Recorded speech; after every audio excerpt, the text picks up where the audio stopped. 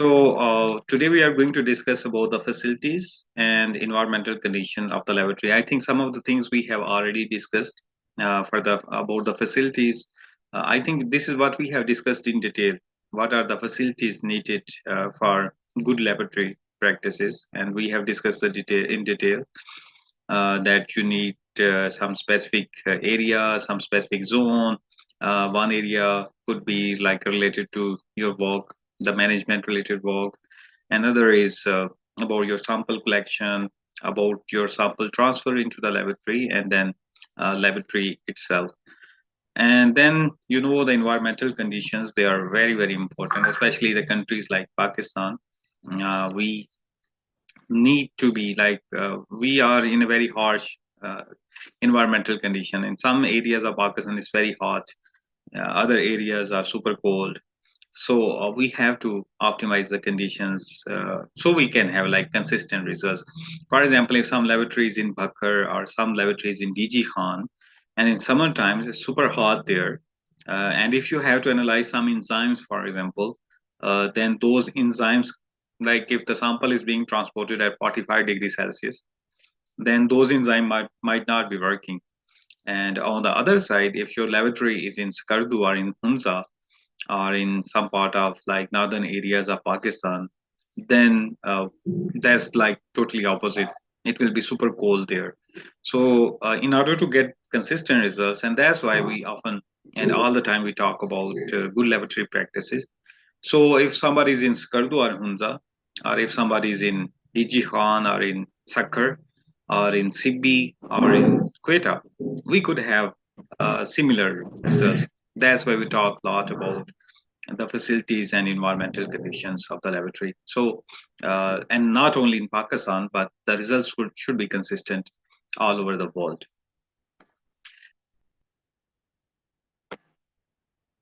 So, sorry. The physical environment and infrastructure of the laboratory play a crucial role in ensuring the accuracy, reliability, and safety of scientific research and experiments. So it's not only limited to scientific research because in for good laboratory practices we talk about all kind of laboratory. This is like what we are discussing since start.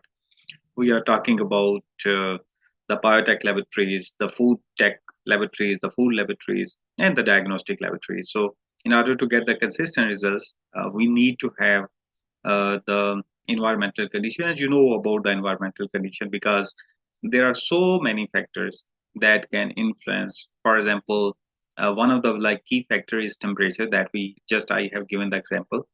Other could be the humidity inside the laboratory. That's play a very important role. Some like if even we are in Islamabad, and I can talk about the months of like December and January.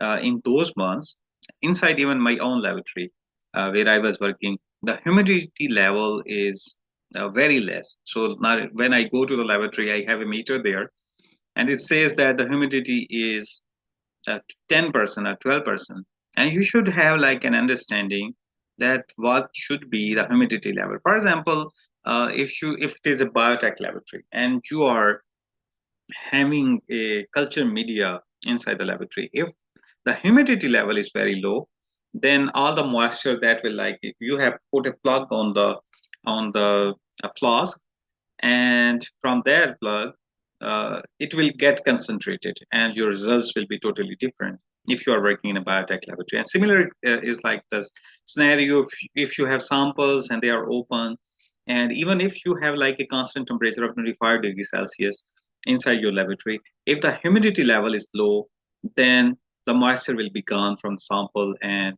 that will affect the results. So that's why it's very important that we should like keep some humidifiers inside the laboratory so we can have a normal humidity level that's like between 40 to 60% inside the laboratory. So we should have like a good understanding, and I will request all of you to put the humidity. So what we normally do, we put the temperature meters inside the laboratory, but we don't put the humidity meters inside the laboratory. Now we have like the same gadgets that work for the temperature and humidity and even for the other parameters. So what we can do, we can put all those parameters inside the laboratory, and we can constantly monitor those. For example, now we have like very smart gadgets. Even I have those gadgets inside my laboratory that can measure so many parameters. Like they can give you the temperature, they can give you the humidity level, they can give the concentration of carbon dioxide, they can give the concentration of volatile organic compound.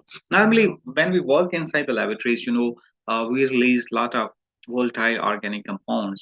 And just like you are working with ethanol, you are working with acetone, you are working with chlorophyll, kind of these compounds. So they can go into the atmosphere, and there is a permissible level of all these gases and all these volatile organic compounds.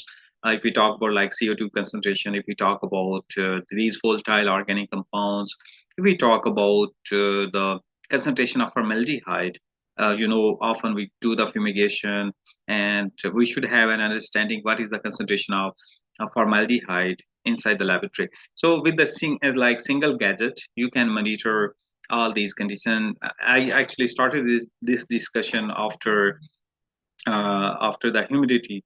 So I was giving you the example of humidity, that in the winter months the humidity level is very low. Like I just mentioned, even my own laboratories, it goes up to like 10, and then it should be like the normal range is between 40 and 60. So on the other side, during the months of monsoon, if we talk about July and August, the humidity level goes like up to 90, and it's like super humid. And if you are working with the chemicals, if you are working with other materials, everything, if the humidity level is more, then you yourself are not feeling comfortable working, one thing. And other thing is, if the humidity level is more, then definitely your chemicals, your solutions, they will be affected. So that's why uh, environmental conditions are super important, and we should take care of all these environmental conditions. I have given you some of the examples. Like we should take care of temperature, we should take care of humidity. So these are very important. They actually fluctuate a lot in Pakistan. For example, in Karachi, the humidity level will be different, and in Islamabad or in Lahore or in central Punjab or in upper Sindh or in Balochistan. So we have like quite a diverse environmental condition across the country, and in all these, that's why like we already discussed about HVAC system. So normally we should have the HVAC system, and you know about the HVAC system inside the laboratory. So all the laboratories which are of international standard, they have installed the HVAC system, that is heating, ventilation, air conditioning system. So they actually take care of all these parameters. So the temperature is controlled, the humidity level is controlled. But if you don't have that HVAC system installed inside your laboratory, and you want to be uh, among the GLPs, then what you have to do, at least you should have an air conditioning system. So like if humidity is less, we can use humidifiers, and if it is more, then we can use the air conditioning, so we can remove the excessive humidity from the laboratory. So these are very, very important parameters. You are working inside the laboratory, and if there is a harsh working environment, you can't perform very well. So not only yourself, but also the machines. So if like the level of humidity is more, and is just like if we take the example of Karachi, so wind is like coming inside your laboratory, it's like kind of saltish. So your machine's efficiency will also be disturbed. So that's why it's very important we should take care of these environmental conditions, and we have to take it care it properly. So what is the importance of proper facilities and environmental conditions? This is what we are discussing, and I'll give you some of examples. So one of the thing is, this is what we are discussing even in the last lecture, that the reproducibility of the results. So consistent environmental factor ensure experimental condition can be replicated, enabling reliable and comparable results. So this is like what we are discussing since the start of this course, that one of like very important parameter for good laboratory practices is reproducibility. So If we have to get the reproducible results across the country and across the world, then we have to take care of environmental condition and environmental factor. And that's like you should have a constant temperature because temperature has the effect on the results. This is like we have given the examples. And beside temperature, humidity that we often neglect, but that also has a very good. So you know some of the chemicals you are preparing some of the chemicals, and they are hygroscopic, so they can like attract the moistures. You are working with KCl, you are working with sodium hydroxide, you are even working with like potassium monophosphate, or so there are so many examples I can give. So all those chemicals, they can get the moistures from the air, and then their weight will be changed. And if you are going to make some solutions, then their concentration will be definitely different. So you can't ensure reproducible results if you are not taking care of humidity inside the laboratory. So that's why it's very important that we should take care of proper environmental conditions. And not only I just talked about like giving the examples of volatile organic compounds, they also affect your health, and they also affect your sample preparations and your reactions. Then it's also important about the sample integrity. This is also I have discussed in the start that if there is like there is no precise control on temperature and humidity and other variable conditions, then the quality and integrity of the samples and the material that also disturbed. I have given the example like if you are in DG Khan or if you are in CB, temperature will be very hot, and on the other side if you are in Swat or if you are in Hunza, the condition will be totally different. So these are like very important. That's why we should take care of them, so we can get the consistent results, and those could be reproducible. And then it's also very important about the personal safety. This is also I have discussed like there should be proper ventilation. It's better that we should have HVAC system installed, and if it is not installed, at least we should take care. Because, for example, you are working in a biosafety level 3 conditions, and you have to put on the N95 mask. I'm sure many of you have worked in an environment in which you are using the N95 masks, because we are recently passed through the corona epidemics, and we have seen like all those clinicians and the laboratory personals wearing the suit and N95 mask and all the sweating they are having inside. And you know, you can't work for the longer hours, and you have to work for the longer hours. So in that condition, definitely your health will be compromised, and also you can't perform your experiment very well. So the proper ventilation and lighting is also very, very important. You know, it's very, very important that there should be like proper light inside the laboratory, and we have to like properly take care of it. You are working inside a biosafety cabinet, and if the light is not properly working, you can't perform your experiment very well. So it's very important that we should have like proper lighting inside the laboratory, inside the equipment you are working, to ensure that we could get good results.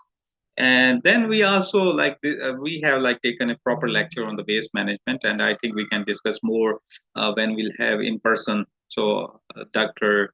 I forgot his name. He actually asked me that we should also go for a in-person meeting so we can discuss what we have discussed so far, and we can also have one workshop so we can discuss that as well.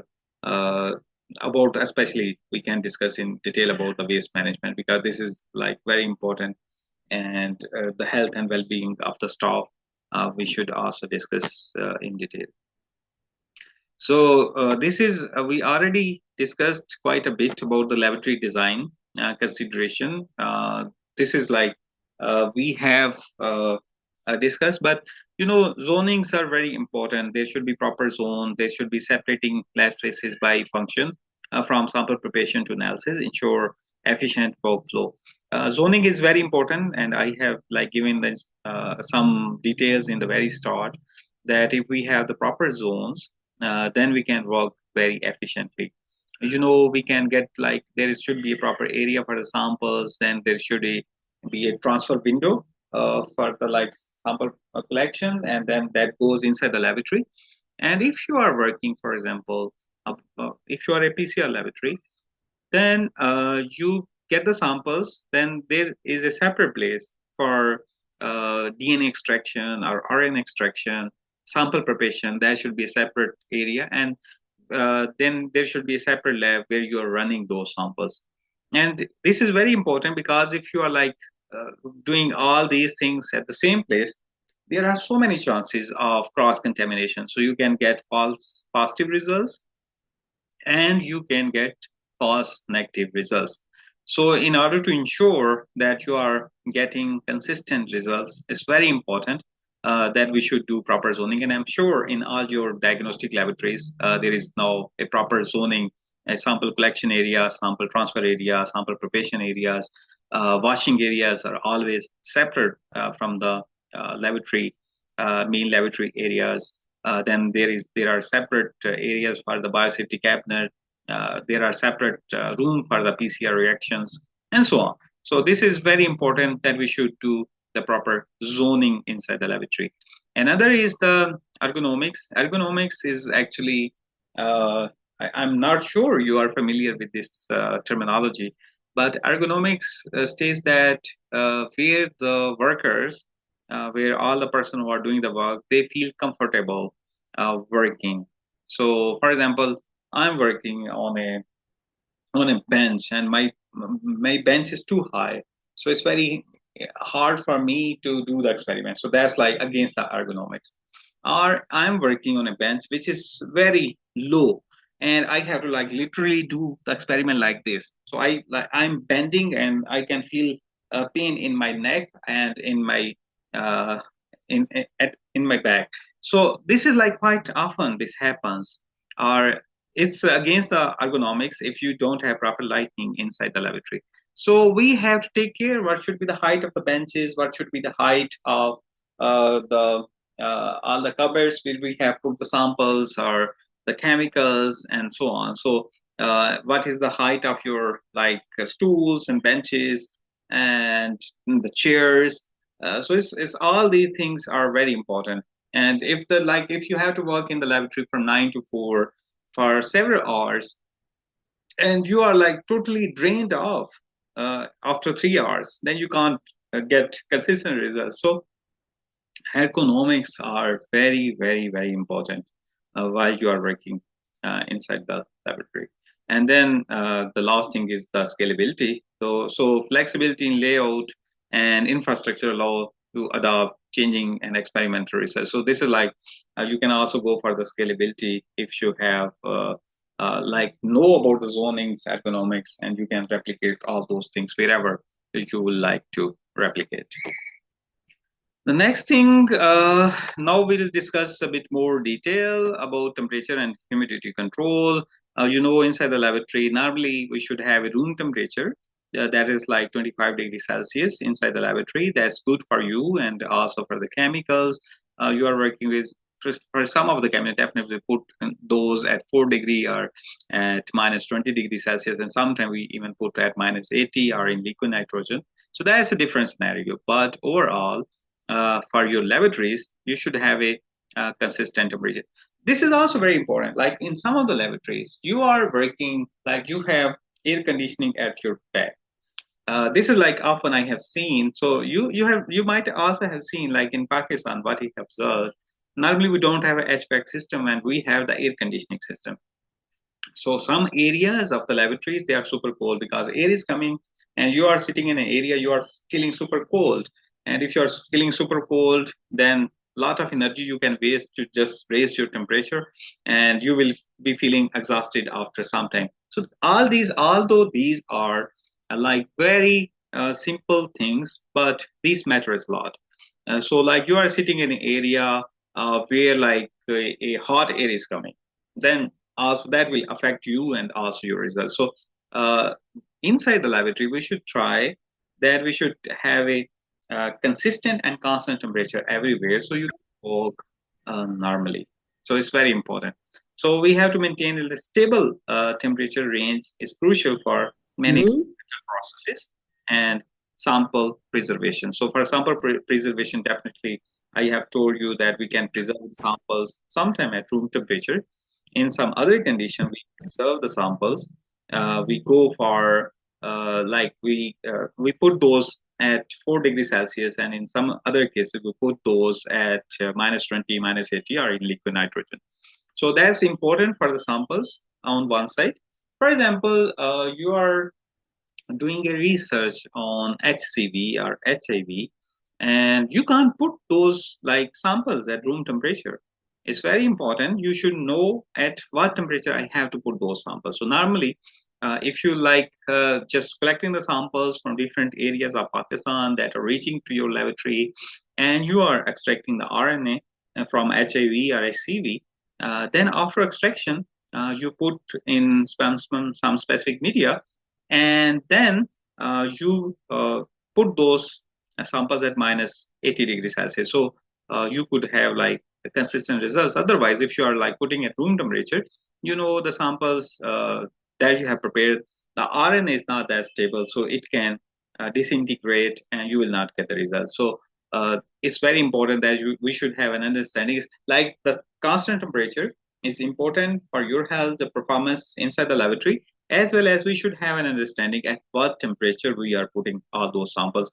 So we should have like a very clear understanding of this is like we are discussing since the very start of the course, is that we should have the understanding about the protocols and how we have to proceed with those protocols. So everything should be like we have to put at a proper temperature condition. So one of the things that is very important, that like from the start of this lecture I am talking a lot, is about the temperature. So temperature is very, very important.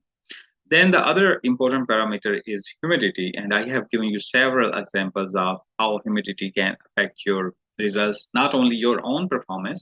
Like if I have a humidity of 10, or if I have a humidity of 90% inside the laboratory, then that your health will also be compromised, as well as the like you can definitely affect your results. So we have to go for a optimal humidity that's between 40 to 60% inside the lab. So proper humidity level prevents sample degradation and ensure accurate measurement. So humidity is less, then your sample will be maybe vaporized. If humidity is more, you can get more water inside your sample. So that definitely affect the results. And these are like simple things, but that affect your results.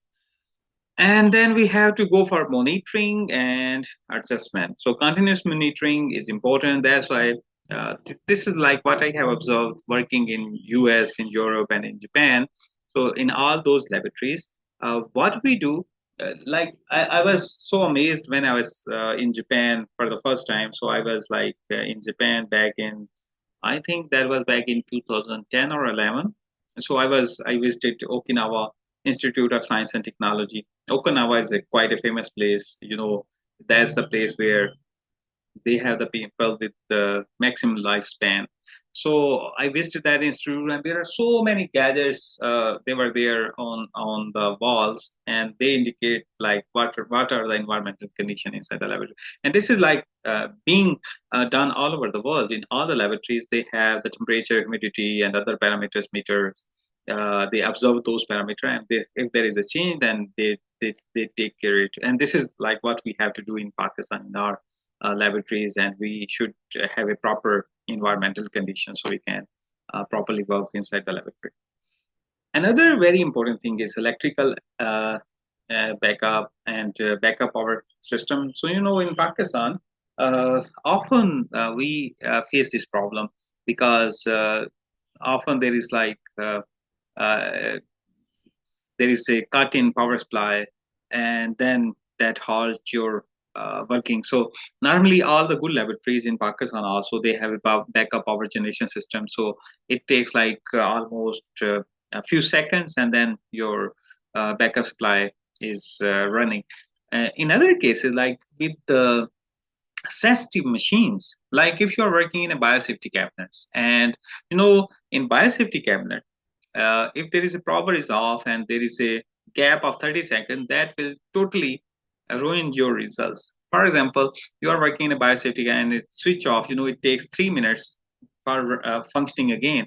And if you have a air curtain, and if there is a power supply break, then air curtain is disturbed, all the like contaminants, they can go inside the biosafety cabinet and can totally change your results. That's why with the sensitive machines, for example, with the biosafety cabinets, with the other HPLC system and many other systems, with the GC system, and all these systems, what we have to do, we should have another backup supply for all these machines. So they should be constantly, even there is like power break, then all these machines should be constantly running. So it's very important that we should have a proper backup system. And that's also an advice for all of you to ensure the GLP. We should have a constant. So this is not a problem in most of the countries. For example, if we talk about the US or in Europe or in Japan, in all the advanced countries, it never happens that there is a power break. And if there is a power break, then they even make the announcement that you have to take care because there will be power break. But in some emergency conditions, for the like even biosafety level 3 laboratories and biosafety level 4 laboratories, they have to run once you run the laboratory, start functioning inside the laboratory, then it should like goes on and on. You can't cut the power off.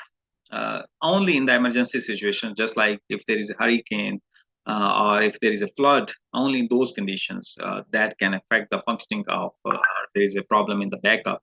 Otherwise there shouldn't be any problem, and we have to take care of all these things. It depends on kind of laboratory, but for the sensitive equipments, especially the biosafety cabinet, if you are working, we should have a power generation backup for the whole laboratory, but we can have a power backup for our equipments as well to ensure the proper functioning of all the laboratory equipments. So now we can also discuss about the lighting and ventilation requirement. This is like we are already discussing that adequate lighting is very, very important. If you are working anywhere inside the laboratory, on your benches, on inside the biosafety cabinet, there should be proper lighting, and light shouldn't be too much or too low. So it's actually in the protocols of the laboratory. It's in the engineering side that actually to count the total lux. So you can also do that. So there is a lux meter, so we can take inside the laboratory and we can check if there is a proper lighting or if there is a need of more lighting inside the laboratory. Then proper ventilation, is very, very important. I was talking about the volatile organic compounds, so and many other hazardous compounds that can be built up inside the laboratory. So there should be proper ventilation. So in some cases, we have uh, like the biosafety cabinet that is working inside the laboratory, and then we have other equipments inside the laboratory for all those chemicals. Then we can also use those, so we can have like proper ventilation. And for the laboratory, we also have the proper ventilation. So there's like a different requirement. I'm sure we'll discuss in detail when we'll have in-person meeting, that what are the requirements in certain laboratories about the ventilation system. For example, in level 3 and level 4, there are very stringent requirements about the ventilation system. Everything which is going outside the laboratory, either is the media, is the equipment, is the disposable, is the water, is the air, everything is being monitored and tested and properly. That is like we do the proper management and sterilization, so we shouldn't spread any pathogen to the environment. And then we should also talk about the energy efficiency. In energy cost is high in Pakistan, so we should also like proper take care. If we do the system in a proper way, we can utilize the light from the outside if we have like proper windows. And this is like in Europe, they are very much focusing on those, that instead of like using the artificial lights, especially at the daytime, we can use the sunlight. And sunlight is the proper light, and you can also less rely on the artificial energy. And then water quality and plumbing system. So water quality is the thing that is used in almost everything. All the chemical we prepare in all the equipments, we use water. And in the laboratories, I think there should be a proper lecture on water quality and how we can ensure. There are so many techniques I'm going to discuss in a while, what techniques we can use. So mostly what we do, we use the deionized water, or distilled water inside the laboratory. And there are proper equipment we use for the distillation or deionization of this water. But we need a water of high purity that should be of highest purity and free of contaminants, because I'm going to discuss in a while about the contaminants that are there inside the water. But we have to ensure, this is the most important thing, that we should have like proper deionized water inside the laboratory. And sometimes we have to go for double deionization to ensure that everything is like, for example, in some of the experiment, if we are going to use the animal cells, for example, in for the animal cells, if we are growing those and we are using the water of lowest quality, then that definitely affect the growth of cells and you can't get reproducible results. So we have to ensure that we are using proper water, and we have to always check that water that is of the highest quality. Then we should also work on the reliable, because water is coming through the proper duct system, through the plumbing. So we have to go for reliable plumbing. We shouldn't like do the things like the cheap material and the other like ways, but we should go for proper plumbing. So well designed leak proof plumbing system ensure a steady supply of water and proper waste disposal. And where the water is coming is also very important.